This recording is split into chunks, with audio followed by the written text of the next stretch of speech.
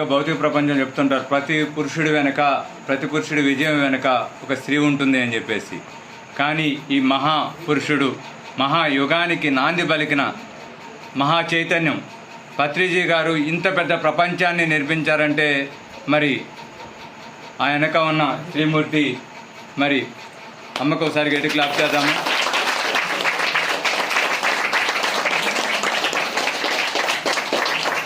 ఆవిడ వెనుకుంటూ సార్ని ప్రోత్సహిస్తూ ప్రతి చోట ఎంతో భరిస్తూ, నాకు వెంకట అన్నట్లు తను ఎంతో సహనంతో ఉంది కాబట్టి ఈ రోజున మనందరికీ ఇంత అద్భుతమైన జీవితాలు వచ్చినాయి.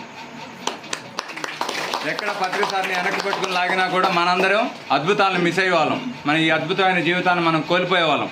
ఈ రోజున మనందరి జీవితాల్లో ఆ అద్భుతమైన అవకాశం మనకు కలిగింది అంటే ప్రత్యక్షంగా పత్రిసార కారణం అయితే పరోక్షంగా పత్రి అమ్మ కారణము.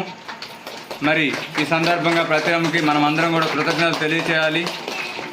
మనందరము పత్రిసార లక్ష్యాలు ఏవైతున్నాయో అదే లక్ష్యాలుగా మనమందరం ముందుకెళ్ళాలి. ఈ యొక్క ప్రపంచం అంతా కూడా ధ్యాన జగత్ అయి తీరాలి, శాకాహార జగత్ అయి తీరాలి, పిరమిడ్ జగత్ అయి తీరాలి. వాటన్నిటికీ మనమందరం భాగస్వామ్యం తీసుకోవాలి.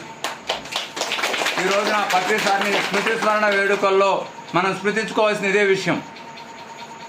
ఆయన ఏం చెప్పారనేది రిపీటెడ్గా ఇందాక నవకాంత్ గారు అన్నట్లు మనం ఒకసారి వింటే ఇప్పుడున్న అవగాహనలో మనకు ఒక రకంగా అర్థమవుతుంది, రేపు అవగాహన మారిపోతుంది, మళ్ళీ రేపు ఇంకో రకంగా అర్థమవుతుంది. ఎప్పటికప్పుడు కూడా సార్ చెప్పిన అనంతమైన జ్ఞానం అనేది వింటూనే ఉంటాము.